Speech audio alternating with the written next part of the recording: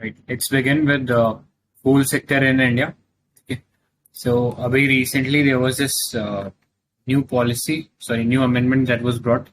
So, Union Cabinet has recently approved the policy for land acquired under Coal Bearing Acquisition and Development Act 1957. ठीक है. So, ये नया एक policy लेके आए लैंड एक्वायर करने के लिए. ठीक है. सो इस पॉलिसी के अंडर होगा क्या? So this would provide acquisition of coal-bearing lands, and the ownership of that land would be given to the government company. ठीक है, free from any kind of encumbrance. ठीक है, उसमें फिर किसी और का कोई इंटरफेरेंस नहीं होगा. वो सोल अथॉरिटी या सोल ओनरशिप जो है वो गवर्नमेंट कंपनी की बन जाएगी. जैसे अभी करंटली कोल सेक्टर में बात करें तो कोई गवर्नमेंट कंपनी का नाम बता सकते हो जो कि कोल सेक्टर में वर्क कर रही है? एनीवन?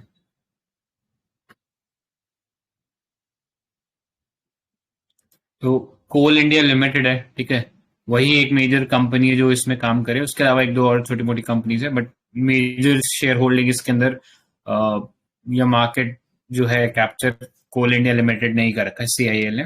सो इससे फायदा क्या होगा? जितने भी इस टाइप की लैंड होगी वो सब उसकी ओनरशिप सीआईएल के पास चली जाएगी और फिर वो इजीली लीज आउट कर सकता है उन लैंड को, या अपने अगर कोई यूज है उसका, ठीक है, तो अपने यूज में भी ले सकते हैं, like for establishing solar power plants. ठीक है.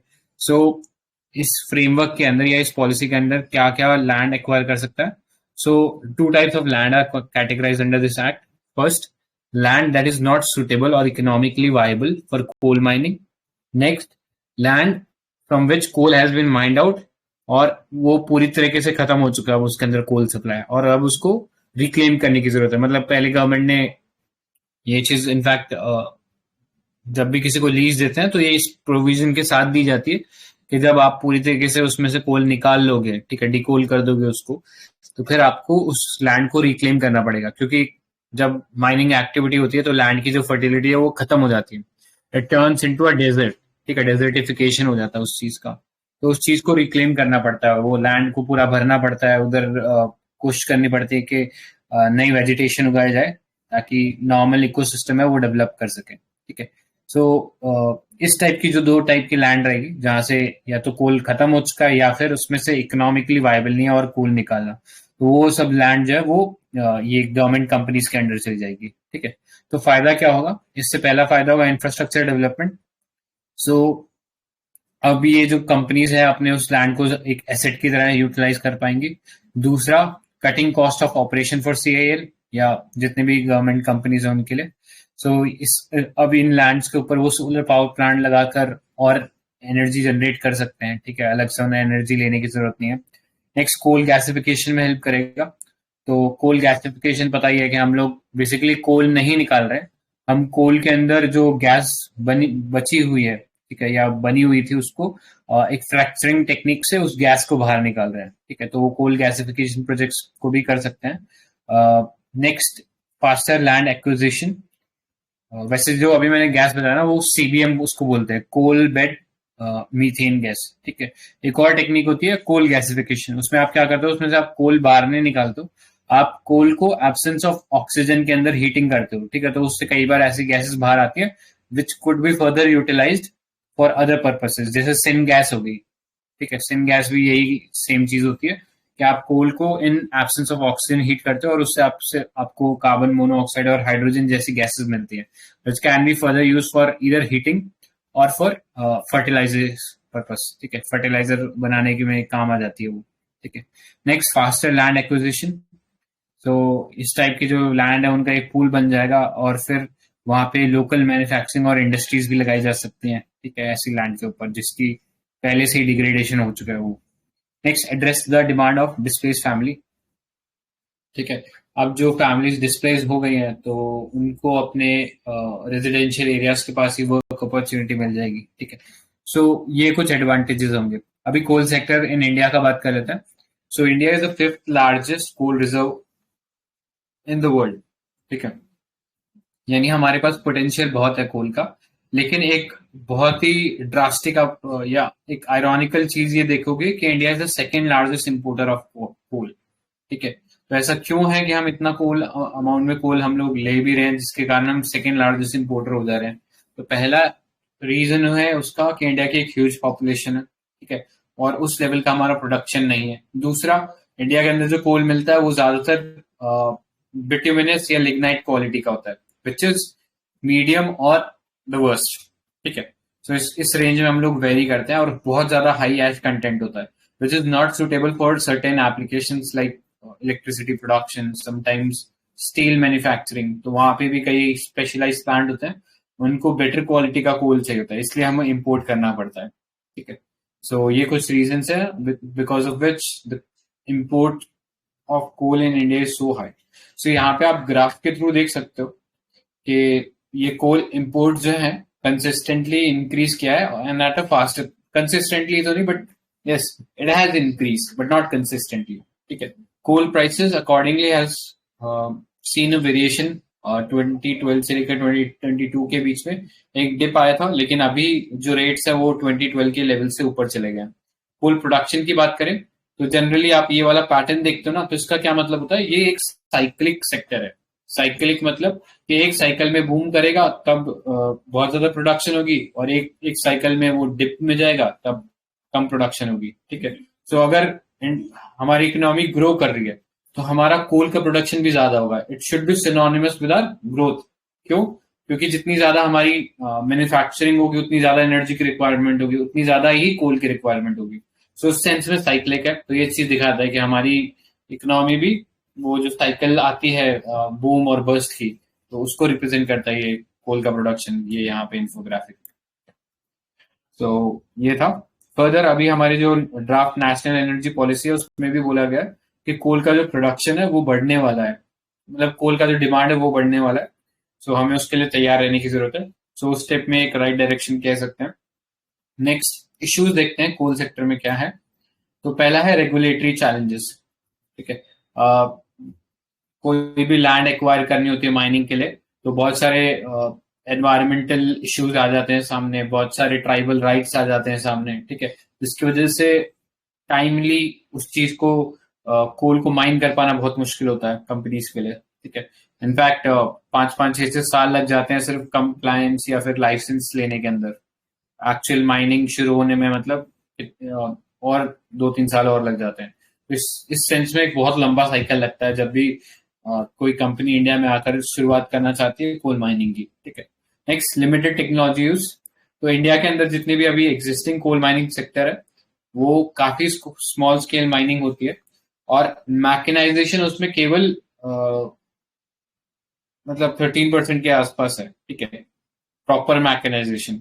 यानी अप्रोक्सीमेटली 87% ऑफ कोल माइंस इधर सेमी मैकेनाइज और नॉन मैकेनाइज।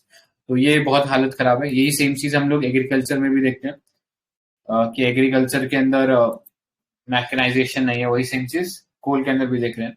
फिर इम्पोर्ट डिपेंडेंसी है। तो इम्पोर्ट डिपेंडेंसी का मैंने रीजन बता दिया। इंडिया ऑलमोस्ट अपनी पूरी डिमांड जो है उसका 1/5 जो कोल है वो इम्पोर्ट करता है। और वो इम्पोर्ट आता कहाँ से? तो largely from Indonesia, followed by south Africa and by Australia. तो ये 3 कंट्रीज थोड़ा पता होना चाहिए, यहाँ से हम लोग इम्पोर्ट करते हैं। नेक्स्ट चैलेंज है ट्रांसपोर्टेशन चैलेंजेस। तो बहुत सारी बॉटल नेक है डोमेस्टिक कोल ट्रांसपोर्टेशन में, जैसे कि लैक ऑफ रोड कनेक्टिविटी, ठीक है। कई बार रेल कनेक्टिविटी भी प्रॉपर नहीं होती, और अगर कनेक्टिविटी है भी तो कई बार रेल वैगन्स नहीं मिलते। जैसे अभी रिसेंटली आपने देखा होगा all across the India there was load shedding. Load shedding मतलब इलेक्ट्रिसिटी कट हो रही थी।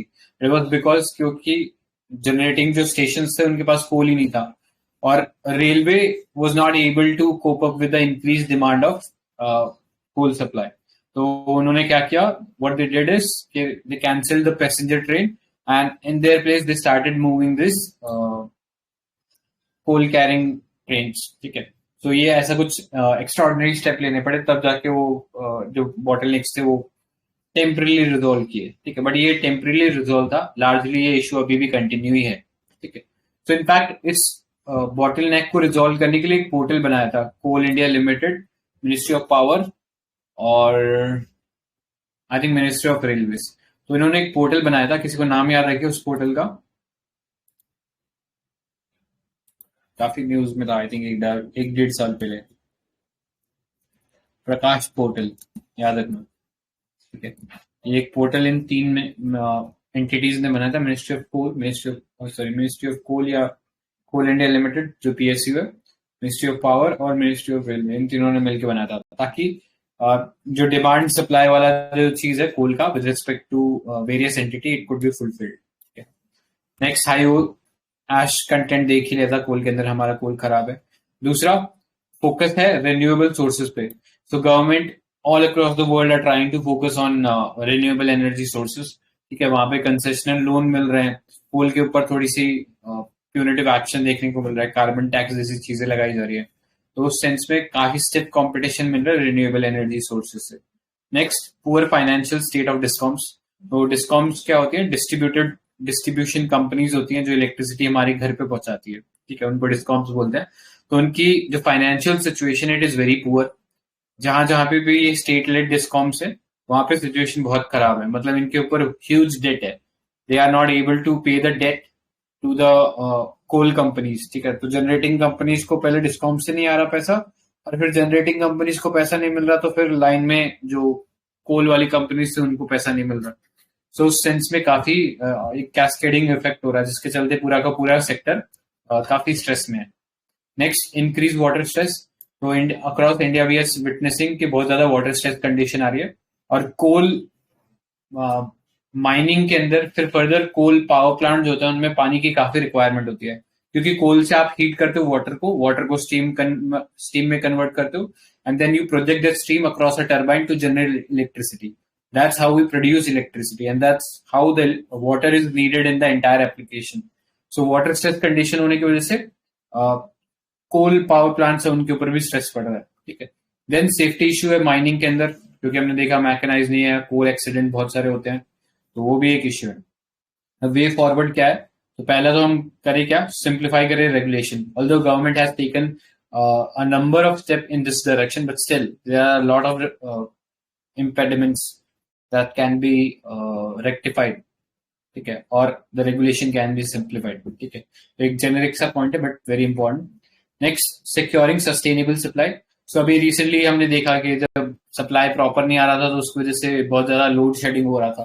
तो ट्रेडिशनली हम कोल कहाँ से ले रहे हैं? इंडोनेशिया, साउथ अफ्रीका, ऑस्ट्रेलिया से, ठीक है। Now what we can do is we can diversify our sources of coal, so we can look out for other countries like Mozambique, Colombia, ठीक है। So we have a sustainable supply of coal. Next, technology development. So we can come up with various kind of technology either in renewable sector or in the coal sector only.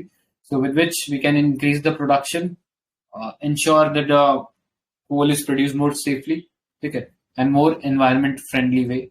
Next, improvement in transportation and infrastructure. तो ये bottleneck देखा ही था हम लोगों ने, अगर इसको rectify करें तो काफी help हो जाएगी, ठीक है। तो अभी रिसेंटली ये कोल शॉर्टेज क्यों हुआ था, तो उसके रीजंस दिए हुए हैं, हम लोगों ने वैसे डिस्कस भी कर लिया। एक तो इलेक्ट्रिसिटी की डिमांड सर्च कर गई, और डिमांड सर्च क्यों करी?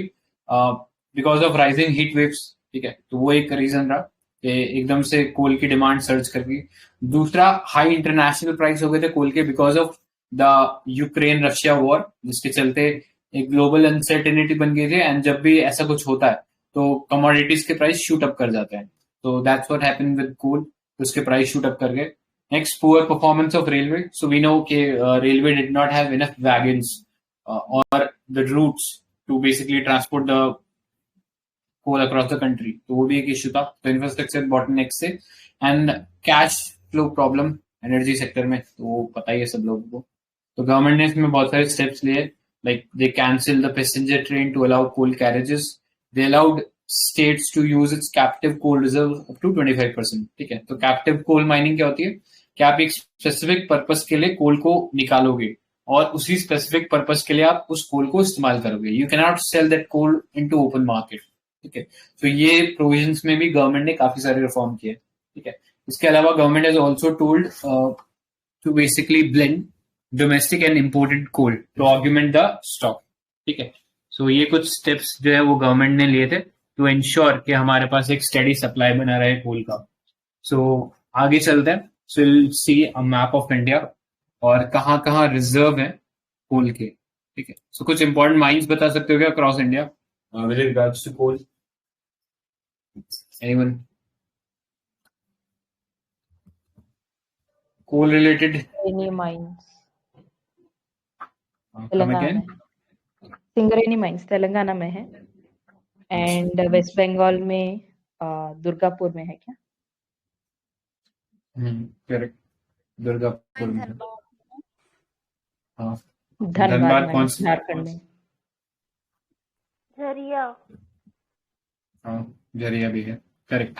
तो ये थोड़े से माइनिंग के एस्पेक्ट हमने लोगों को पता होना चाहिए, कहाँ कहाँ मिलता है, कहाँ कहाँ से आता है, कहाँ कहाँ जाता है, ठीक है। सो क्या इंडिया में एंथ्रासाइट मिलता है क्या कहीं पे? वो में, sorry Kashmir, where? Kashmir Kashmir. Correct, Kashmir में मिलता है and it's called anthracite which is the highest category of coal, ठीक है। तो ये अब हम लोग पता रख सकते हैं, this is very important, we should know, ठीक है। तो ये याद रख लेना। जैसे एमपी के अंदर सिंगरौली है, वेस्ट बंगाल में रानीगंज है, ठीक है। तमिलनाडु में हम कुडलोर पढ़ते हैं, उड़ीसा में थलचर पढ़ते हैं, छत्तीसगढ़ में हम लोग कोरबा पढ़ते हैं, और झारखंड के अंदर हम झरिया, जयंती, फरवरी और करणपुरा ये सब पढ़ते हैं, ठीक है। सो बेसिक बेसिक पता होना चाहिए। मेंस के अंदर भी आ सकता है, तो आप ये डायग्राम बना सकते हो कि यहाँ यहाँ मिलता है ज्यादातर। छोटा नागपुर प्लेटो और ये मेघालय प्लेटो में मिलता है, लेकिन हमारी माइनिंग जो है वो ज्यादातर ये छोटा नागपुर प्लेटो या इस पार्ट में होती है, ठीक है। मेघालय में भी इतनी नहीं होती है, मेघालय में एक रैट होल माइनिंग होती है, तो वो इलीगल होती है। सो ये मैप आप बना सकते हो। सो ये एंथ्रासाइट, बिट्यूमिनस और लेग्नाइट करके ये तीन कैटेगरीज होती है कोल की, और anthracite is the best, bituminous is average and lignite is the most poor, ठीक है। सो ये बिट्यूमिनस और लिग्नाइट इंडिया में ज्यादातर मिलते हैं, ठीक है। So this was about coal bearing act, ठीक है। नेक्स्ट चलते हैं, कोल बेयरिंग एरिया एक्ट हो गया। Next is semiconductor manufacturing in India. So METI, which is Ministry of Electronics and Information Technology, has announced a formation of advisory body to steer government's plan of 76,000 crore semiconductor mission, ठीक है। तो semiconductor जो है वो कोई बता सकता है what is semiconductor, how is it different from a conductor and a insulator? Anyone? क्या डिफरेंस होता है तीनों के बीच में?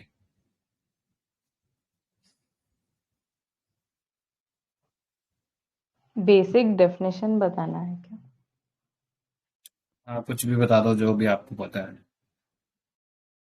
Conductor is like no resistance at all for एक इलेक्ट्रॉन। सेकेंड, एक सेकेंड।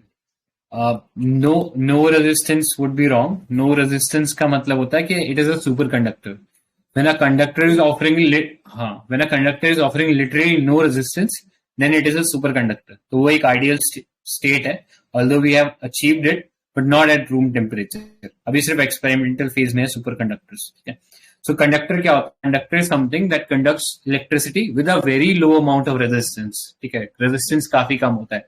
जैसे if you have seen your electrical wires, तो उसके अंदर कॉपर हम लोग इस्तेमाल करते हैं, तो कॉपर ऑफर्स वेरी लिटिल, मतलब although it offers but it is comparatively low as compare to other metals, ठीक है। So generally metals are good conductor, and उसमें भी अलग अलग मेटल्स का अलग अलग कंडक्टिविटी होता है। सो conductor is something that offers little resistance to the flow of current. Then there are insulators. Insulator offers very high resistance to current. जैसे अगर आप वुड लगा दो, ठीक है, इलेक्ट्रिकल कनेक्शन के अंदर, तो इट वुड नॉट कंडक्ट, ठीक है। So it's a insulator. then you have semiconductor, which in terms of conductivity lies somewhere between insulator and the conductor, ठीक है। So semiconductor allows flow of electric current but at on certain conditions, ठीक है, जिसकी वजह से वो semiconductors में खूब यूज होते, मतलब इलेक्ट्रॉनिक्स इंडस्ट्री में खूब यूज होते हैं। These conductors are use for switching purpose, ठीक है। जैसे आप टीवी में रिमोट से आप चैनल चेंज करें, तो how is it happening? So these are semiconductors at play which are basically allowing you to transport current with a switch off button, ठीक है। तो इसलिए सेमीकंडक्टर काफी इंपॉर्टेंट है हमारे लिए। तो ये एक बेसिक एस्पेक्ट हो गया कि क्या सेमीकंडक्टर होता है। सो अभी ये जो मिशन है, this would be chaired by the minister of MeitY, which is ministry of electronics and IT. with members from the government, industry and academia. Academia मतलब जो colleges है उनसे. And इसका वाइस चेयरमैन कौन होगा कमेटी का? तो ministry of state of MeitY would be the vice chairperson. ठीक है. सो आइडिया क्या है? हम sustainable semiconductor and display ecosystem बनाए इंडिया के अंदर. ठीक है. तो सेमीकंडक्टर हो गया एंड जो मोबाइल्स के ऊपर डिस्प्ले लगता है, ये सब मतलब बहुत छोटी सी चीज है, लेकिन ये भी हम लोग इंपोर्ट करके डिपेंड कर रहे हैं. ठीक है. सो पूरा डिपेंडेंस इंपोर्ट के ऊपर ही है. So we can basically build those in at least these things in India. तो उस पर हमारा फोकस रहेगा. तो ब्रॉडली ऑब्जेक्टिव क्या है? तो build a resilient supply chain, financing mechanism, global engagement, research innovation and intellectual property generation for the semiconductors. ठीक है. इन तीनों पॉइंट्स को आगे हम लोग और ब्रीफली और इलैबोरेटली देखेंगे. अभी मतलब नहीं समझ में आया तो कोई बात नहीं, आगे और इलैबोरेटली देखेंगे. So semiconductors are used in every aspects of our life. ठीक है. नाउअडेज मतलब आप कोई भी एस्पेक्ट ले लो, सब जगह सेमीकंडक्टर यूज हो रहा है. From your mobile phone to your digital watch, from the telecommunication equipment to industrial machinery to automobiles, सब जगह इलेक्ट्रॉनिक्स का यूज हो रहा है. ठीक है. सो ऐसे में वी वांट टू इंश्योर कि ये एक बहुत ही ल्यूक्रेटिव बिजनेस है और एक स्ट्रैटेजिक इंपॉर्टेंस भी है. ठीक है. बिकॉज अभी रिसेंटली हमने देखा था ड्यूरिंग द कोविड-19, उसकी वजह से वर्ल्ड के अंदर ये चिप का शॉर्टेज पड़ गया था. तो हमारे ऑटोमोबाइल मैन्युफैक्चरिंग एक तरीके से स्टैंड स्टिल पे आ गया था. बहुत सारे इश्यूज हुए थे. कंप्यूटर के पार्ट्स बहुत ज्यादा कॉस्टली हो गए थे because of constrain in the supply chain of semiconductors. ठीक है. सो उस सेंस में काफी इंपॉर्टेंट सेक्टर है. ठीक है. सो सिग्निफिकेंस क्या है इंडिया का? तो insulation of domestic sector from global supply chain disruption. तो अभी जो हमने पॉइंट बोला कि कोविड-19 की वजह से ये सप्लाई चेन ब्रेक हो गया था, तो इंडिया के जो इंडस्ट्रीज जो यूज करे थे इन सेमीकंडक्टर चिप्स को, दे केम एट स्टैंड स्टिल. ठीक है. सो ऐसा नहीं होगा आगे. हम अगर डोमेस्टिकली मैन्युफैक्चर कर रहे होते ये चिप्स तो ऐसा नहीं होता. ठीक है. और बहुत सारे और भी इश्यूज हो सकते हैं, नॉट जस्ट कोविड-19 पैंडेमिक. ये जो यूएस चाइना का ट्रेड वॉर हुआ था उसके चलते हो गया था. चिप होर्डिंग देखने को मिली थी कई कंट्रीज के द्वारा. रोल आउट हो रहा है 5G इंफ्रास्ट्रक्चर का, तो इससे डिमांड भी बहुत ज्यादा तेजी से इंक्रीज हो रही है इन चिप्स की. ठीक है. तो उस सेंस में एक सप्लाई डिमांड मिसमैच भी है, तो उसको भी एड्रेस कर सकते हैं हम लोग. Next, fulfil growing demand. So India is a developing country and बहुत सारे हम इस टाइप के डिजिटल इंडिया मिशन है, और उसके अंदर हम बहुत सारे और भी मिशन है, जैसे स्मार्ट सिटी मिशन हो गया, ग्रोथ ऑफ एआई हो गया, या आईओटी हो गया. तो इन सब इक्विपमेंट्स के लिए हमें चिप्स की जरूरत पड़ेगी. इन सब टेक्नोलॉजी को फुलफिल करने के लिए या हमारी ग्रोइंग एस्पिरेशंस को फुलफिल करने के लिए सेमीकंडक्टर्स की रिक्वायरमेंट पड़ेगी. ठीक है. सो मेटी ने ये चीज बोला है एक एनालिसिस के अकॉर्डिंग कि semiconductor market is estimated at around $15 billion in 2020 is expected to grow by $65 billion by 2026. Yani in next 6 years we are envisaging that it would almost four times multiply हो जाएगा ये sector. ठीक है. So it's a very promising sector in that sense. Further, एक case study है अगर आप लोग, अभी करंटली हम जो इलेक्ट्रिक व्हीकल यूज कर रहे हैं, मतलब not fully an electric vehicle, normal जो कार है जिसमें इलेक्ट्रॉनिक इक्विपमेंट लगे, it's not a electric car but it uses electronic equipments. तो दैट इज यूजिंग 300 चिप्स, रफली around 300 chips. Whereas if we want to switch to a totally EV car, electric vehicle, then the chip demand would increase up to 3000 chip per car. Okay, so that's how the increase of chip you will see if we transition from normal car to an EV car. Okay, so since we can understand how the chip demand would be increasing in the country. So for that we have to stay prepared. Okay. Next, reducing import and achieving self-sufficiency. So sir semiconductor पर आज भी एक news थी जो था sir, वो India जो है यूएस 13 बिलियन इन्वेस्ट करेगा सेमीकंडक्टर सप्लाई चेन पर. आज की ही न्यूज है सर, आज ही आई थी 30 बिलियन का.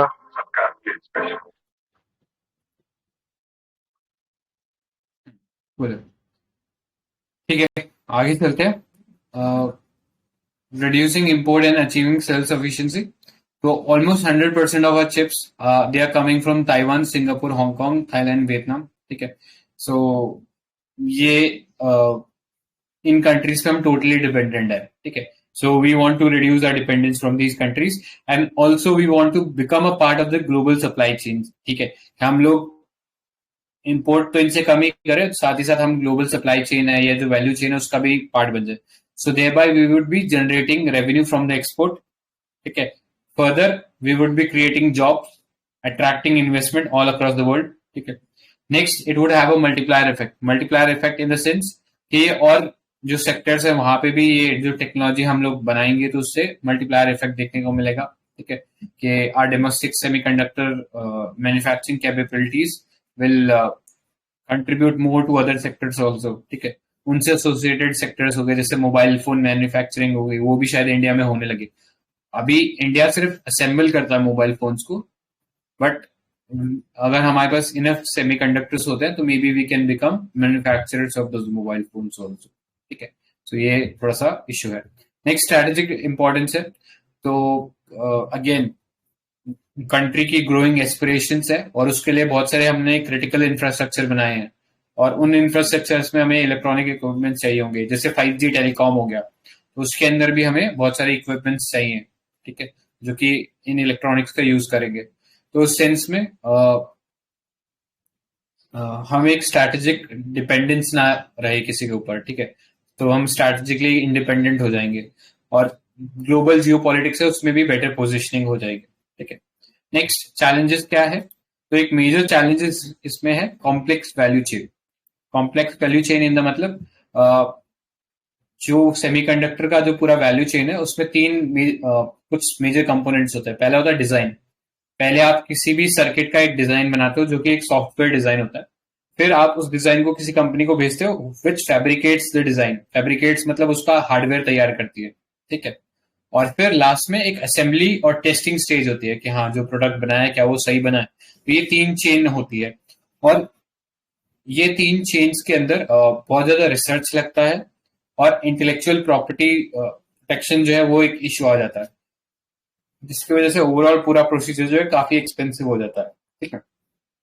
फर्दर इंडिया के अंदर इनएडिक्वेट आईपी प्रोटेक्शन है, ठीक है. हमने देखा था यूएस की जो स्पेशल ट्रेड रिपोर्ट है 301, उसमें इंडिया को हाई प्रायोरिटी लिस्ट में रखा गया था. मतलब इंडिया को वो seen as a IP rights violator, ठीक है, कि हम लोग आईपी राइट्स को प्रोटेक्ट नहीं करते हैं. और उस सेंस में जो फॉरेन कंपनीज है इंडिया के साथ या इंडियन कंपनीज के साथ शायद कोलैबोरेशन करने में थोड़ा सा हिचकिचाती है, ठीक है. So that is one issue. Further ये जो पूरा ग्लोबल वैल्यू चेन है it's not monopolised by single country. यहाँ पे नीश एरियाज हैं और उन नीश एरियाज में हर कंट्री का अपना एक मोनोपोली है. Like United states and south Korea dominate in design stage while Taiwan holds significant share in fabrication and assembly market, ठीक है.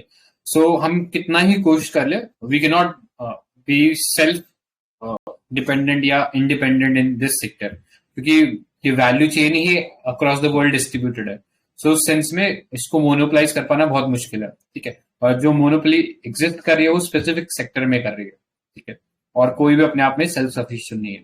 तो इंडिया भी एक्सपेक्ट नहीं कर सकता कि वो सेल्फ सफिशिएंट बन जाएगा इस चीज में, ठीक है.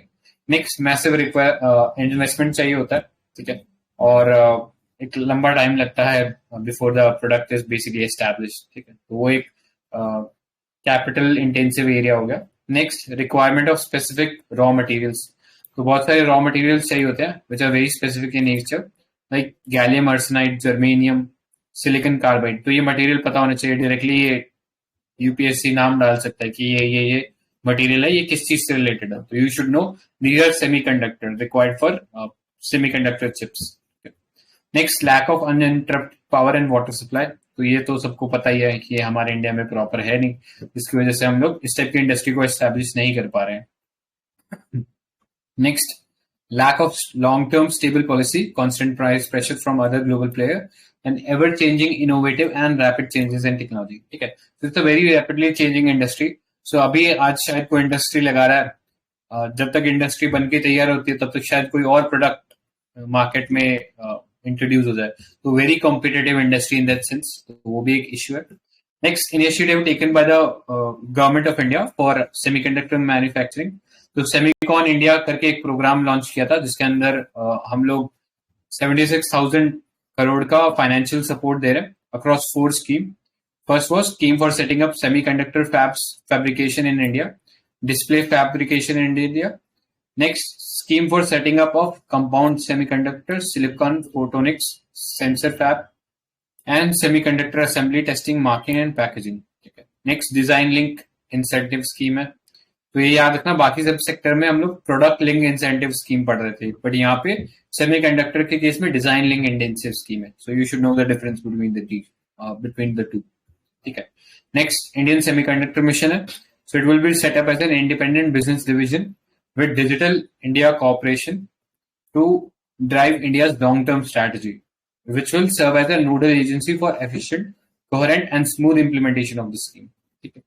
So ये एक नोडल एजेंसी की तरह काम करेगा ताकि पूरा का पूरा ये जो पॉलिसी फ्रेमवर्क है और इसके अराउंड जो बिजनेस प्रमोशन है वो हो सके. ठीक है. नेक्स्ट, अट्रैक्ट करेंगे हम लोग फॉरेन इन्वेस्टमेंट्स, और इसी के लिए गवर्नमेंट ने 100% FDI अलाउ कर दिया ऑटोमेटिक रूट के through for electronic sector. Next, modified special incentive package scheme. तो ये 2017-18 का जो बजट था उसके अंदर डिक्लेयर किया गया था कि हम इंसेंटिव प्रोवाइड करेंगे for electronic manufacturing in India. ठीक है. तो ये कुछ स्टेप्स थे जो गवर्नमेंट ने लिए. तो ये DLI थोड़ा इंपॉर्टेंट है, ये याद रखना. ठीक है. Next, road ahead. तो पहला स्ट्रेंथन करें इंफ्रास्ट्रक्चर को ताकि ये इजीली आ सके, कंपनी जो है वो अपनी फैक्ट्री एस्टैब्लिश कर सके, लॉजिस्टिक उनके लिए इम्प्रूव करे, जो इन्वर्टेड ड्यूटी स्ट्रक्चर था इम्पोर्ट आइटम्स पे उसको खत्म करे. नेक्स्ट, कंड्यूसिव स्टेबिलिटी पॉलिसीज बनाए ताकि एक ट्रस्ट फैक्टर डेवलप हो अक्रॉस फॉरेन कंपनीज ताकि वो इंडिया में आके ये चीज बनाना शुरू करें. Next, focus on power semiconductors. तो ये इतना इंपॉर्टेंट नहीं है. पावर सेमीकंडक्टर थोड़े से डिफरेंट होते हैं from ordinary semiconductor in the sense that power semiconductors can withstand high voltage और बिग करंट. ठीक है. तो बड़े बड़े जो इलेक्ट्रॉनिक्स लाइन होते हैं वहां पे भी सेमीकंडक्टर यूज होते हैं, बट उनको पावर सेमीकंडक्टर्स बोलते हैं. तो उनकी भी जरूरत है क्योंकि हम स्मार्ट ग्रिड्स एस्टैब्लिश करना चाहते हैं, तो उस पर भी हम फोकस करें, वो भी एक स्ट्रैटेजिक एरिया है. Next, thrust on clean energy करना चाहते हैं, तो सेंस में ये सब सेमीकंडक्टर की काफी जरूरत पड़ेगी. तो वो एक पॉजिटिव इम्पेटस कह सकते हैं देगा towards manufacturing of these semiconductor equipments in India. तो इस जो पाथ है सेमीकंडक्टर एस्टैब्लिश मैन्युफैक्चरिंग को प्रमोट करने का इंडिया में, we can take example from other countries like China. So China has a large share of global market in OSAT. OSAT क्या होता है? Outsource semiconductor assembly and test. ठीक है. सो countries क्या करते हैं कि यहाँ पे जो लो लेबर और मैन्युफैक्चरिंग कॉस्ट है उसके चलते डिजाइन तो वो अपनी कंट्रीज में कर लेते हैं, लेकिन उसका जो हार्डवेयर बनाने के लिए वो चाइना के पास जाते हैं. ठीक है. So India can become an alternative to China in that sense. Next, Taiwan has developed an atmosphere in the semiconductor industry could thrive and earn an international reputation thanks to public policy, subsidies, tax and public infrastructure. ठीक है. तो इन्होंने ये government की तरफ से ये steps ले गए जिसकी तरफ से ताइवान की जो कंपनी है उन्होंने अपना रेपुटेशन बनाया all across the world. Similarly south Korea, उसके अंदर भी वही सेम चीज है, लो कॉस्ट वर्कफोर्स था, लेबर इंटेंसिव प्रोसेस था, जिसकी वजह से सेमीकंडक्टर जो मैन्युफैक्चरिंग है काफी बूम किया साउथ कोरिया में. तो इनसे हम लोग लेसन्स ड्रॉ कर सकते हैं. तो यही था इसके अंदर टोटल मैन्युफैक्चरिंग बूस्ट जो इंडिया को करना चाहिए.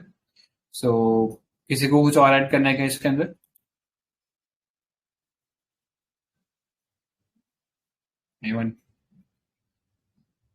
ठीक है. सो यही था इसके अंदर. आगे चलते हैं. So next is news in short. So Reserve Bank of India has released its annual report on currency and finance RCF for the financial year 21-22. ठीक है.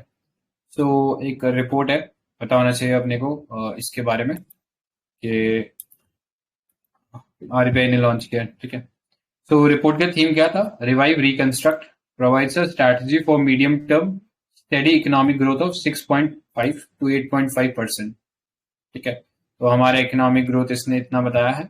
Indian economy is likely to take over 12 years to overcome the COVID-19 losses. ठीक है, तो ये एक बहुत ही Stark observation था जो दिया गया था कि 12 साल लगेंगे ओवरकम करने में. Next, capital infusion has help public sector banks improve there CRAR. तो कोई डिफाइन कर सकते हैं व्हाट इज CRAR? क्या होता है CRAR? Capital risk adequacy ratio. हाँ, मतलब फुल फॉर्म बताने के लिए नहीं बोल रहा था. थोड़ा उसको सब्सटैंशिएट करो. Like if the bank goes into मतलब बैंक रन हो जाए तो it should have certain capital to fund its losses. अगर इन ठीक है. केस में चला गया तो हाँ. हाँ, मतलब बेसल 3 नॉर्म्स में ये कैपिटल टू रिस्क के वेट जो होता है उसको एसेट के लिए 8% रखा गया था. ये बेसिकली होता है जो सेंट्रल बैंक और बैंक रेगुलेटर्स वगैरह होते हैं वो करते हैं कि जो कमर्शियल बैंक है वो एक्स्ट्रा लेवरेज ना ले लें और जो मतलब लोन एक्स्ट्रा ना दे दें और उनके जो एसेट है वो मैनेज ना कर पाए उसके हिसाब से. तो बेसल 3 नॉर्म्स में ये 8% रखा गया था, बट इंडिया में हम लोग अभी 9% फॉलो करते हैं. तो फॉर्मूला क्या होता है इसका? Tier 1 capital upon tier 1 capital plus tier 2 capital upon risk weighted asset. ठीक है, सो ये बेसिकली एक हेल्थ पैरामीटर होता है कि बैंक कितना अच्छा कर रहा है. ठीक है, जितना ज्यादा ये रहेगा CRAR, ठीक है, उतना बेटर हम कह सकते हैं वेल्थ का बैंक का मतलब बैंक उतना अच्छा कर रहा है. ठीक है, सो ये चीज देख लेना, फॉर्मूला ये होता है इसका. और बेसिल के अंदर जैसे बताया वो 8% रखा गया था, बट इंडिया में हम लोग 9% फॉलो कर रहे हैं उसको. इस लेवल से नीचे चला जाता है तो प्रॉम्प्ट करेक्टिव एक्शन ले लिया जाता है. ठीक है, जिसके अंदर RBI टेक ओवर कर लेता है फंक्शनिंग पे. ठीक है, so amount recovered through asset reconstruction company dipped. तो ये थोड़ा सा गलत काम हुआ, ये अमाउंट जो रिकवर कर पा रहे हैं वो कम हो रहा है. Next, inflation due to Ukraine Russia crisis and deglobalisation are key challenges that economy is facing. Recommendation क्या था? To avoid moral hazard problem in recapitalization of PSB, an incentive mechanism should be established, and the bank with better performance should be given priority in terms of access to fresh capital. ठीक है, strengthen करना चाहिए infrastructure of insolvency and bankruptcy code, ताकि हम लोग जितनी भी bankrupt या insolvent companies हैं उनसे ज्यादा better values draw कर सके. Ensure adequate disclosure about risk factors affecting business to maintain investor confidence. ठीक है, so कंपनी ज्यादा फेल करती रहेंगी तो उस सेंस में इन्वेस्टर्स के सेंटिमेंट हार्म हो जाएंगे और ओवरऑल इकोनॉमी में जो इन्वेस्टमेंट आ रहा है वो खत्म होगा. तो थोड़ा सा हम लोग एडिक्वेट डिस्क्लोजर कर सके रिस्क फैक्टर का, ताकि इन्वेस्टर एक इन्फॉर्म चॉइस ले सके, मतलब उनके साथ धोखाधड़ी ना हो. ठीक है, care needs to be taken to protect stakeholder from digital frauds, data breach and digital oligopolies. Next, CRAR था तो ये हम लोग देख ही लिया. Next, ways and means advances. बता सकते हैं क्या होता है WMA? What is WMA? It is used. Centre और स्टेट्स को लोन देती है इमरजेंसी में वेज एंड मीन्स के थ्रू. और वो कौन सी इमरजेंसी होती है जिसमें पैसे दिए जाते हैं? जब हाँ बजट हम बना रहे होते हैं ना, तो we want budget deficit to be 0, यानी जितना पैसा आया और जितना पैसा गया दैट शुड बी इक्विवेलेंट. ठीक है, सो कभी कभी इसमें मिसमैच हो जाता है, तब हम वो पैसा जो है वेज और मीन्स एडवांसेस के थ्रू कुछ समय के लिए RBI से लोन के तौर पे लेते हैं. ठीक है, मतलब उस पे 2 महीने का पीरियड होता है, अगर आप उसके अंदर चुका देते हो तो उस पर कोई पैसा नहीं है. अगर उससे ज्यादा होता है तो रेपो रेट के हिसाब से पैसा देना पड़ता है. ठीक है, सो ये पता होना चाहिए. So in the view of pandemic, RBI decided to reduce the WMA for states and UTs to 47,000 crores from 51,000 crores. Considering COVID-19 uncertainty, RBI has raised the limit of WMA in 2021. ठीक है, तो इसकी limit वापस बढ़ा दी गई है. So WMA was introduced in 1997 and the practice of issuing ad hoc treasury bills to replenish central government cash was discontinued. ठीक है, सो पहले इसकी जगह क्या करते थे, सेंट्रल गवर्नमेंट ना ट्रेजरी बिल इशू कर देती थी. ट्रेजरी बिल 1 साल से कम के मेच्योरिटी पीरियड का एक फाइनेंशियल इंस्ट्रूमेंट था जिसके थ्रू वो पैसा उठाते थे, लेकिन अब उसको खत्म करके अगर एक limited period which is 2 months अगर उस तक पैसा चाहिए होता है तो फिर सेंट्रल गवर्नमेंट WMA के थ्रू पैसा ले सकती है, ठीक है। सो ये इसका प्रोविजन है RBI एक्ट 1934 के अंदर दिया गया। These are temporary advances by the RBI to the centre and state to tide over any mismatch in receipts and payment. Such advances are repayable within 3 months from the date of making that advance, ठीक है।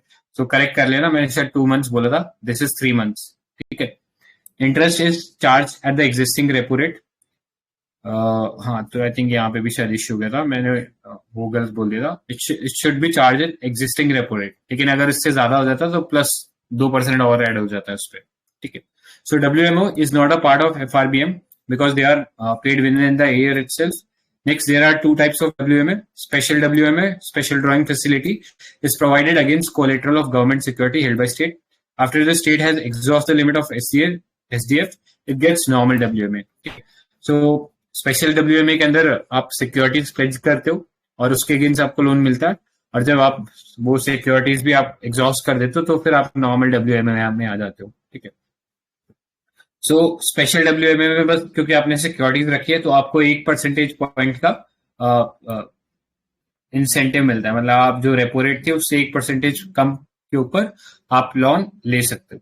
इन addition to WMA, the overdraft facility is also provided whenever the financial accommodation exceed SDF and WMA limit, ठीक है। तो overdraft facility जैसे आप normal account में भी होती है आपके, कि आपने सपोज अपने जितना भी अकाउंट में पैसा था उसको एग्जॉस्ट कर लिया तो आपको थोड़ा सा पैसा ऊपर भी मिलेगा, ठीक है, बैंक की तरफ से, तो वो भी चीज इस पर रहती है। So there is a state wise limit for funds that can be availed by WMA and these limits are found on factors such as total expenditure, revenue deficit, physical position etcetera. Limits for WMA are decided by the government, RBI mutually and revise periodically, ठीक है। तो इसकी जो limit होती है states के लिए वो गवर्नमेंट और RBI म्यूचुअली डिसाइड करता है, ठीक है। इंपॉर्टेंस क्या है? Increase WMA limits for states to borrow short term funds from RBI provides a financial cushion whenever there is uncertainty in revenue collection. Next, WMA funding is much cheaper than borrowing from the market, ठीक है। तो ये advantages है, तो ये अपने को पता होना चाहिए इसका। नेक्स्ट चलते हैं, काउंटर साइक्लिकल कैपिटल बफर। तो व्हाट इज दिस? हाँ, पढ़िए। उसके पहले एक बार WMA में छोटा सा कि WMA डायरेक्ट मोनेटाइजेशन होता है क्या?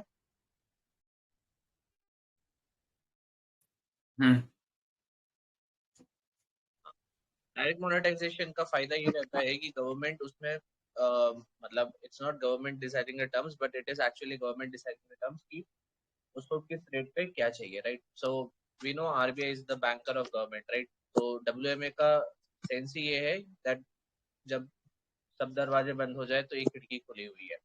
So RBI ने बिमल जलान कमेटी भी बिठाई थी and they had number of other initiatives or interventions with the government to decide कि WMA work कैसे करना है। So WMA it's can be said it is still in evolving phase, अभी तक फाइनलाइज नहीं हुआ है कि कब WMA exactly उठना चाहिए, उसका क्या स्टेटस होना चाहिए, पर ठीक है, अभी मेन यही है कि इट्स डायरेक्ट मोनेटाइजेशन, ये याद रखना, राइट। सो अगर क्वेश्चन आता है डायरेक्ट मोनेटाइजेशन पे, so WMA is a path, और अगर WMA पे आता है so remember it's direct monetization, okay. For main side से हाँ, अब चलते हैं काउंटर साइक्लिकल कैपिटल बफर। तो RBI है decided not to activate CCCB। अब framework on CCCB was put in place by RBI in 2015 under Basel III norms, right? So we know Basel III norms आया, number of ratios आए, उनमें से एक था counter cyclical capital buffer. So ये होता क्या है? It is a part of such norms is calculated as a fixed percentage of a bank's risk-weighted loan book. तो short में we know there is a business cycle, right? So any industry which is working will have expansion phase और उसके बाद आएगा उसका contraction.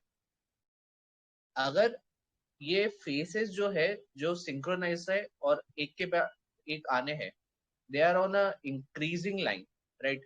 तो आप एक सोचे horizontal line है, on it we have a sinusoidal wave. तो जो first ऊपर वाला उठने वाला phase है ना, उसको expansion रहेगा, उसके बाद आएगा recession, उसके बाद आएगा re-inflation वाला part. So in those cycle banks intervene through putting up some restrictions on banks कि वो industries को सही amount में help करे, because banks also face the similar kind of cyclic क्या बोलेंगे cycle similar to industry one. तो CCB उसी रिगार्ड में आया था, where it was जैसा नाम मेंशन करता है counter cyclical buffer. Now CCB regime is twofold. पहला, it require banks to build up a buffer of capital in good times which may be used to maintain flow of credit, और उसके बाद restricting the banking sector from indiscriminate lending, right? तो CCB का जो नाम से है वो तो ये है कि building up a buffer of capital so that it can be utilized in the hard times. But उसके अलावा it is also to put up a check कि indiscriminate lending ना हो, right? कि बैंक के पास ज्यादा पैसा बचा हुआ है, SLR भी उन्होंने कर लिया, CRR भी कर लिया, पर उसके बाद भी बच रहा है, they are lending recklessly, right? तो उस excess credit growth को रोकने के लिए CCB also works as a counter action, right? ठीक है. But the question is why RBI has decided not to activate CCCB? किसी को idea why?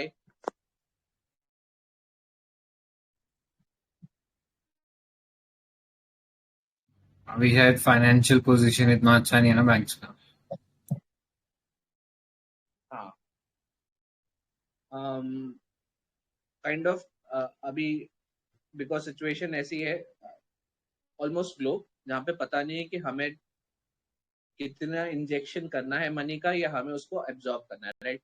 So at this point where RBI is having a neutral stance, तो उन्होंने सोचा कि it's better not to activate CCCB because they are still not able to understand कि अभी हम लोग कौन से फेस में जा रहे हैं, राइट? तो अब फेड पे डिपेंडेंट था, फेड ने फाइनली अपनी रेट्स बढ़ा दिए, सो दे नाउ नो दैट अब भी तो एक्टिवेट कर दे सकते हैं, राइट? क्योंकि अभी इतना लोन अब महंगे होने वाले हैं एंड ऑलरेडी इकोनॉमी में थोड़ी प्रॉब्लम्स है, राइट? ठीक, आगे चलते हैं. सो अगला था NBFC lending and disclosure guidelines, right? So RBI tightens the NBFC lending and disclosure guidelines. So the guidelines were meant to harmonize banks and non-banks. It builds on the RBI's scale-based regulation whereby NBFCs are graded into 3 layers. पहला, aggregate exposure of an upper layer NBFC to any entity must not be higher than 20% of its capital base. ठीक है, ये थोड़ा सा technical है. आगे, there to group of a connected entities, aggregate exposure will be limited to 25% of the capital base. And finally, unless sanctioned by the board, mid-layer and upper-layer NBFCs shall not lend and more than rupees 5 crore to directors, CEO or relatives of directors, right? तो थोड़ा technical है, याद करने की जरूरत नहीं है, but हाँ, NBFCs का टाइटन हुआ है और जो 3-layer डिवीजन है, इट्स बेस्ड ऑन कैपिटल जो NBFC होल्ड करती है. आगे दिया हुआ है थोड़ा सा,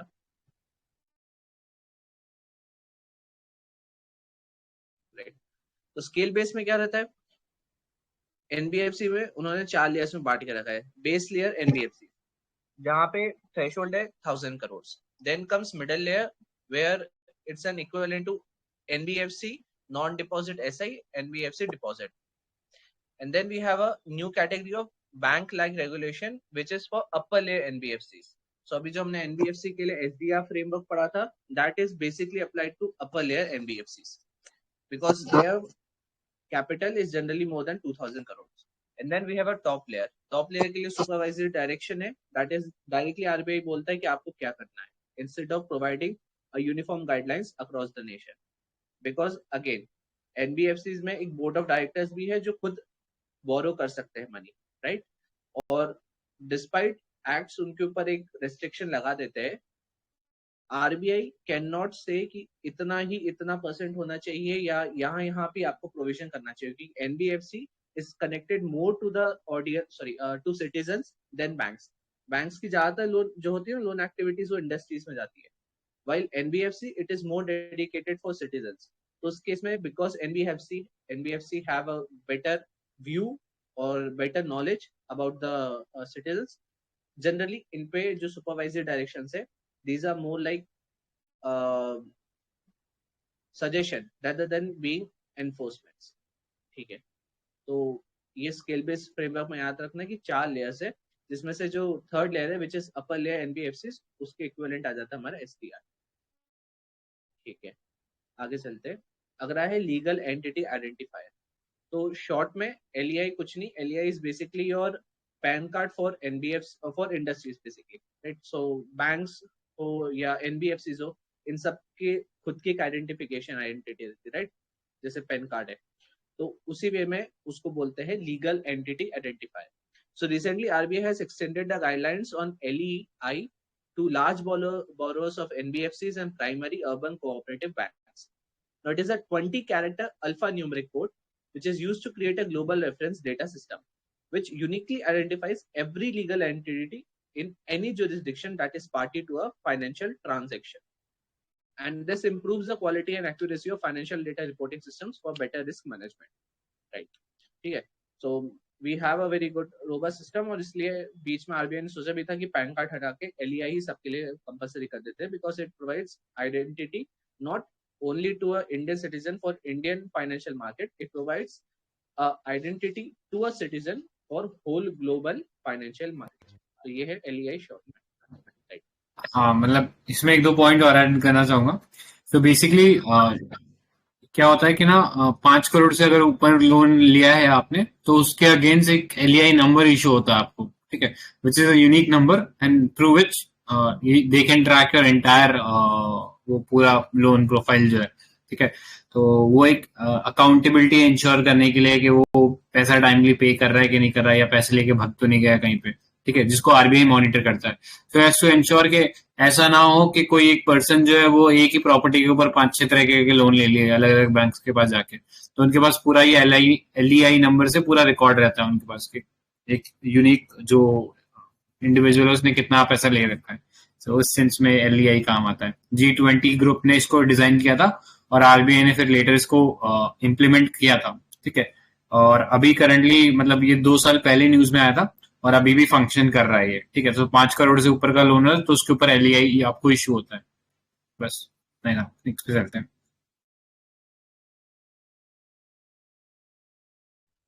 ठीक है, सो अभी क्या है, अच्छी खासी निधि कंपनीज बन चुकी है.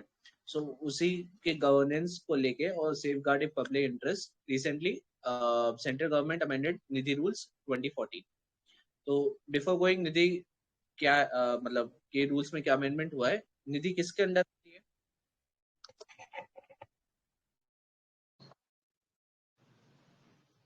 PFC है ना.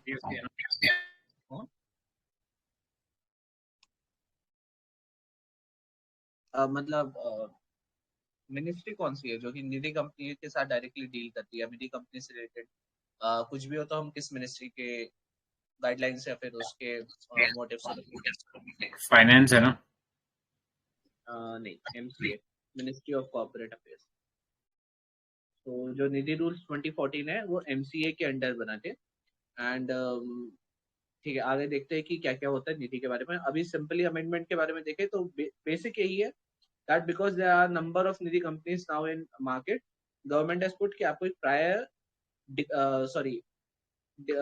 registration चाहिए गवर्नमेंट के साथ. वो कैसे करेगा? So it has to declare itself as a Nidhi and this needs to be verified from union government.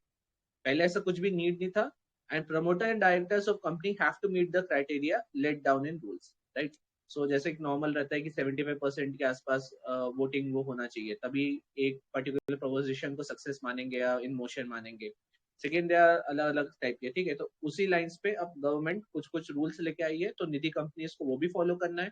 Promoter director का कितना शेयर होगा वो भी लिमिट कर दिया. एंड मोस्ट इंपॉर्टेंटली उसको रिकॉग्निशन चाहिए यूनियन गवर्नमेंट से उसके पे. तो निधि कंपनी क्या है? MCA के से रिलेटेड एक कंपनी है. It is similar to a NBFC. However, it is formed to borrow and lend money to its members. ठीक है, लोग ही डालते हैं, लोग ही निकालते हैं, थोड़ा बहुत like chit fund, but not exactly it. Now it inculcates saving habits among its members and works on the principle of mutual benefit. It does not require any RBI license. However, it needs approval under the Companies Act. And then MCA regulates its operational matters and RBI has the power to issue direction for its deposit taking activities, right? So निधि कहीं chit fund ना बन जाए, इसके लिए RBI guidelines निकालता है for deposit taking activities, right? कि आप उसको FD में नहीं लगा सकते, या आप उसको कहीं लगा रहे हो तो सबको इक्वली मिलना चाहिए, तो सबको लिखे. Again, can't deal with cheat funds hire purchase finance, leasing finance, insurance and security business. It is strictly prohibited from accepting deposits from or lending funds to any other person except member, and only individual members are allowed in Niti companies. Okay. Right. So again, I think Niti को थोड़ा बहुत SHG से compare कर सकते हैं, right? But एक broader scale पे, and second, it should not be becoming a, in short, chit fund. ठीक है. अगला आता है गाइडलाइंस फॉर स्ट्रेटेजिक डिसइन्वेस्टमेंट. तो स्ट्रेटेजिक डिसइन्वेस्टमेंट कौन सा डिपार्टमेंट देखता है और वो डिपार्टमेंट किस मिनिस्ट्री में?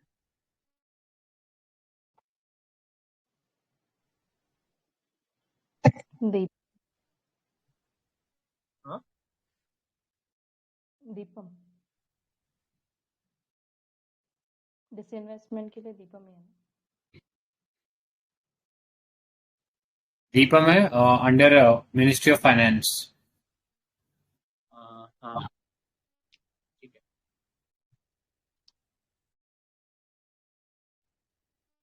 एक मिनट. कुछ ओके, सॉरी सर, मेरे साइड से था.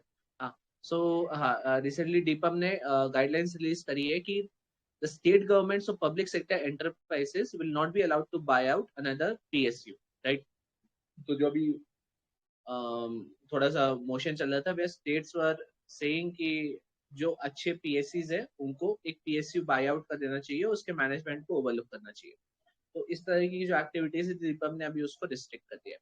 Also in strategic sectors, bare minimum presence of existing public sector commercial enterprises at holding company level will be retained under government control.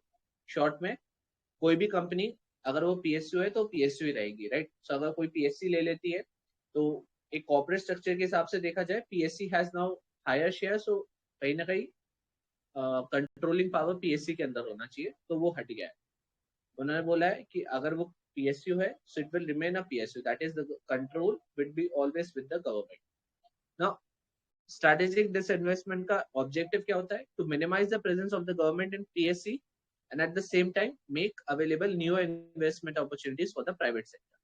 And it implies the sale of substantial portion of government shareholding up to 50% or such higher percentage along with transfer of management control. ठीक है. तो strategic disinvestment के दो features क्या हुए? पहला, जो share holding है वो 50% या उससे भी हायर जा सकती है, बट उसमें मेन ये है कि मैनेजमेंट कंट्रोल ट्रांसफर होना चाहिए. So first important criteria characteristic is transfer of management control. And second, ये स्ट्रैटेजिक डिसइन्वेस्टमेंट का पैसा कहाँ जाता है? कौन से फंड में जाता है?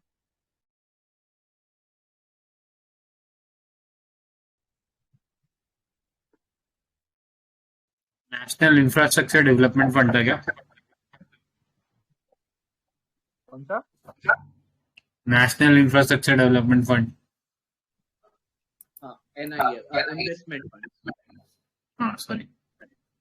तो NIF एक है जो 2002 में बॉडी बनाई थी गवर्नमेंट ने, जिसमें स्ट्रेटेजिक डिसइन्वेस्टमेंट से जो भी पैसा रेज होता है that goes in NIF and the fund is then utilized for social sector schemes exclusively.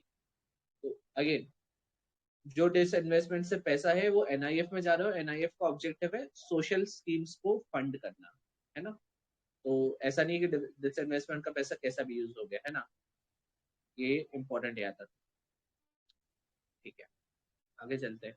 सो अगला है फॉरेन एक्सचेंज मैनेजमेंट नॉन डेब्ट instruments amendment rules 2022. So the new rules allow foreign investment of up to 20% in LIC and other such corporate bodies. Presently, the foreign inflows ceiling for public sector bank is 20% under government approval route. And then FEMA under Finance Ministry or shared with RBI consolidates and amend laws relating to foreign exchange for facilitating external trade and payments, as well as maintain the foreign exchange market of India. It replaced FERA and extended to whole of India. इसमें तो क्या ठीक है, इसमें ज्यादा कुछ है नहीं ऐड ऑन करने को. चलते हैं. हाँ, बस ये याद रखना है कि foreign inflows public sector banks में भी 20% है अंडर गवर्नमेंट अप्रूवल.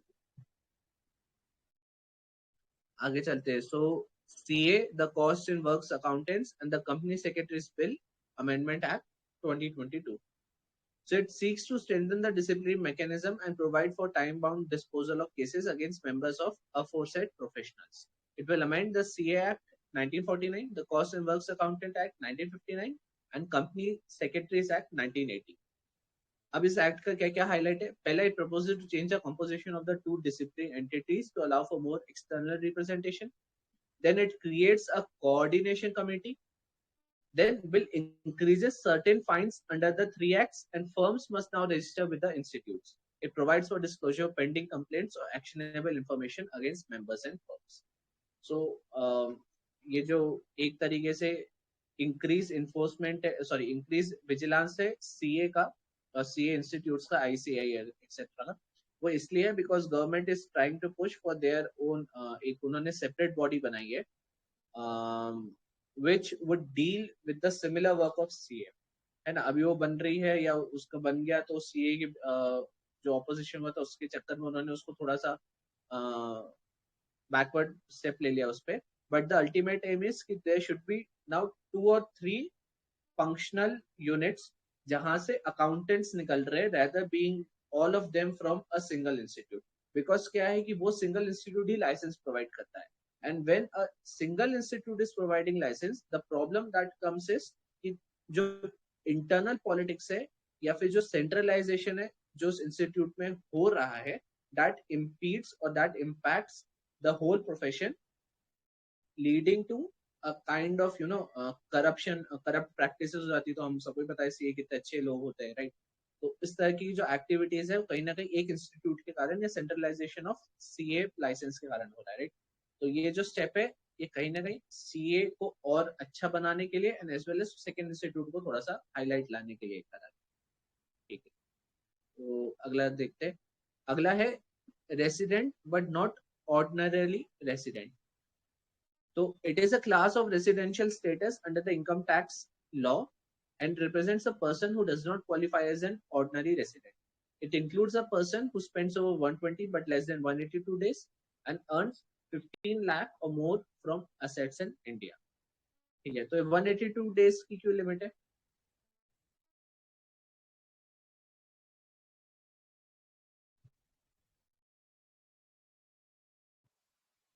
वो बाकी इसमें भी for any resident sorry OCI card holder उनका भी 180 डेज ही रहता है ना?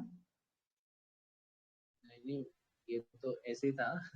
365 का आधा हो गया ना 182.5, तो उस हिसाब से उसका कुछ ऐसा नहीं है.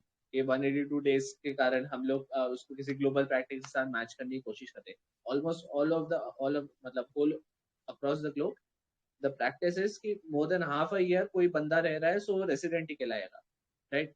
द सेम बाय जब हम नेशनल रेसिडेंट वो ला रहे थे रजिस्ट्री, तो उसमें भी हम यही कोशिश करते थे ना कि भाई अगर 6 महीने से ज्यादा कोई रह रहा है which is equivalent to 182 days, he would be called a resident of that particular place. तो वही चीज यहाँ पे भी है, ठीक है. सो याद रखना 182 days से कम बट 120 days से ज्यादा होना चाहिए, राइट. तो 2 फाइनेंशियल क्वार्टर्स उसके निकल जाने चाहिए and it he or she should earn at least 15 lakh rupees or more from assets in India. ठीक है, तभी उसको RNOR का स्टेटस. अगले पे चलते हैं. सो अगला है EPCG स्कीम या export promotion capital goods scheme. So Ministry of Commerce ने has relaxed various procedures under EPCG scheme to reduce compliance requirements and facilitate ease of doing business.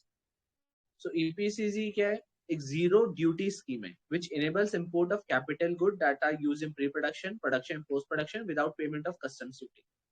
So exporter has to export finished good worth 6 times of actual duty saved in value terms in 6 years.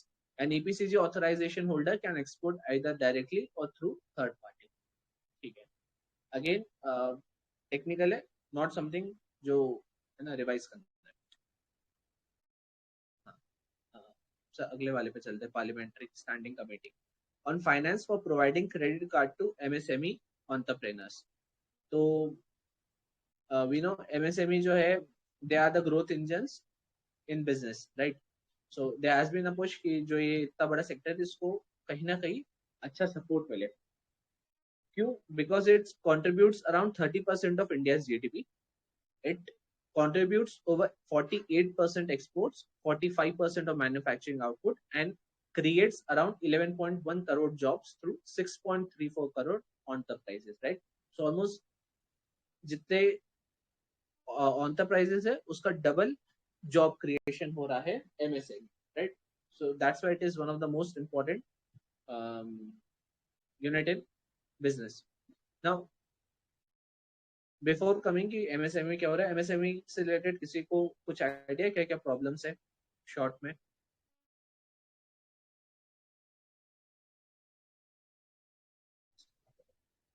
चलो हाँ yes ma'am बोलो। और only one point कि loans सही नहीं मिलते हैं इनको। हाँ लोन्स की उतनी इजी अवेलेबिलिटी नहीं है, मेनली ड्वार्फ सुना था, ड्वार्फ यूनिट्स करके इकोनॉमिक सर्वे ने एक दिन एमएसएमई को बोले थे, कुछ सेक्शन ऑफ एमएसएमई को, नहीं ठीक है।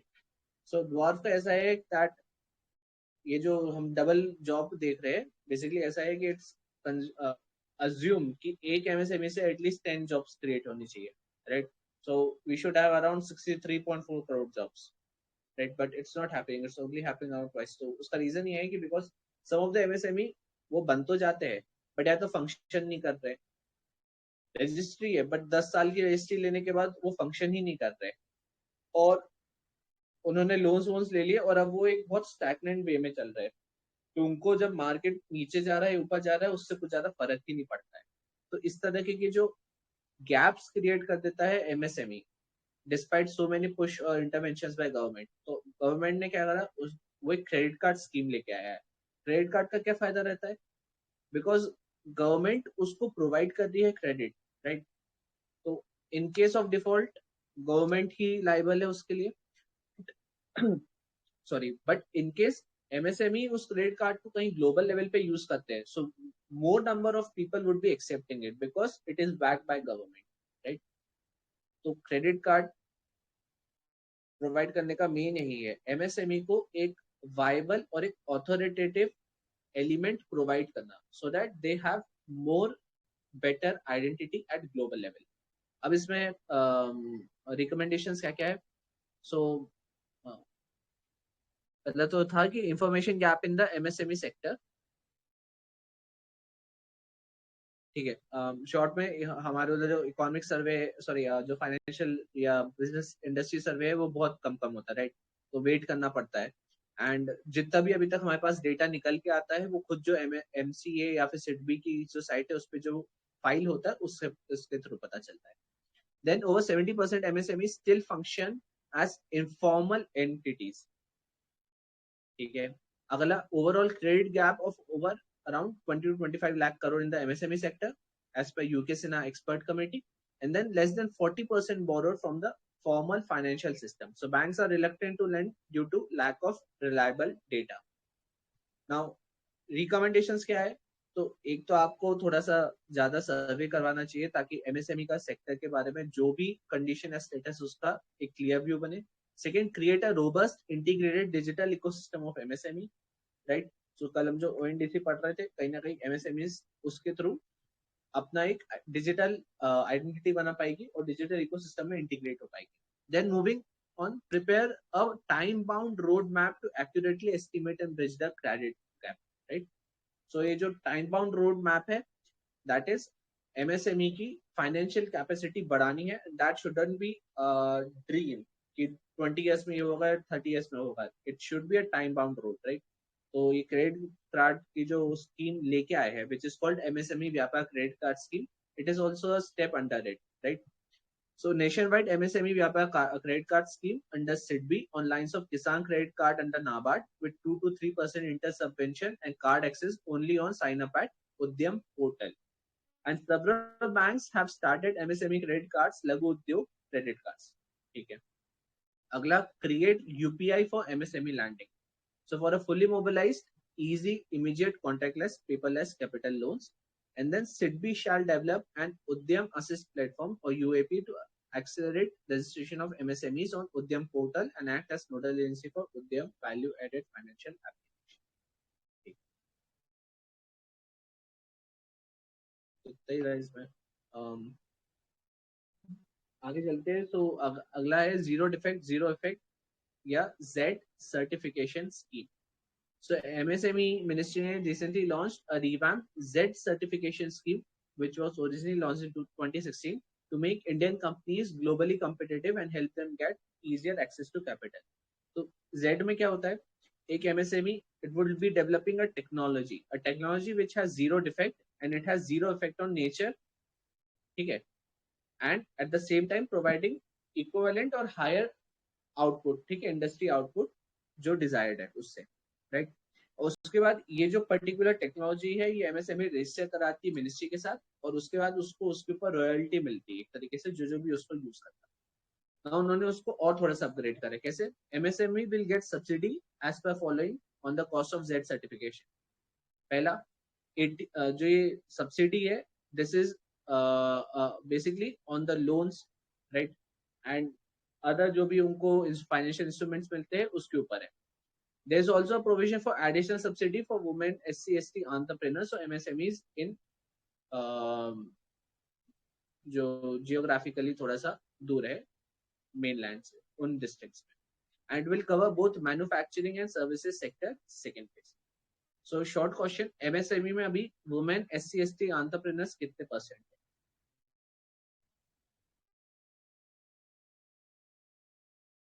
वुमेन लेड या SC/ST लेड कितने MSME अभी फंक्शन करते हैं?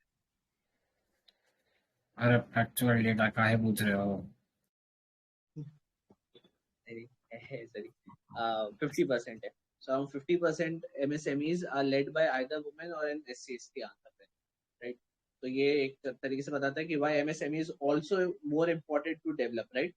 Because it reflects equality, right? यहाँ पे 50% से ज्यादा कहीं ना कहीं एक या तो मार्जिनल वे में देख लो या जेंडर जस्टिस के फॉर्म में देख लो, एक अच्छा sector is led by such people and hence MSME अगर जितना स्ट्रांग होगा that would be leading to a better business practice overall.